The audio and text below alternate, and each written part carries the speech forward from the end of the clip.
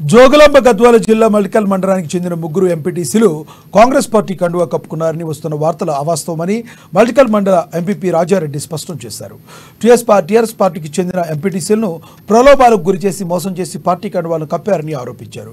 ఇక అంతకుముందు ఎమ్మెల్యే సతీమణి గురెట్టిపల్లి మాజీ సర్పంచ్ జ్యోతి పార్టీ కండువాను కప్పి ముగ్గురు ఎంపీటీసీలను పార్టీలోకి ఆహ్వానించారు. గద్వాల ఎమ్మెల్యే బండ్ల కృష్ణమోహన్ రెడ్డి టీఆర్ఎస్ పార్టీ నాయకులకు, కార్యకర్తలకు, ఎంపీటీసీలకు, సర్పంచులకు ఎప్పుడూ ప్రేమానురాగాలు పంచుతారని తెలిపారు. ప్రజల ప్రేమను పొందాలే తప్ప ఇలా మోసాలు చేసి పబ్బం గడుపుకోవద్దని హితవు పలికారు. చాలా సంతోషం. మా ఎమ్మెల్యే గారి సహకారం మాకు ఎప్పుడు ఉంటుంది కాబట్టి మేము ఎల్లకాలం ఇక్కడే ఉంటాం, ఎమ్మెల్యే ఉంటాం.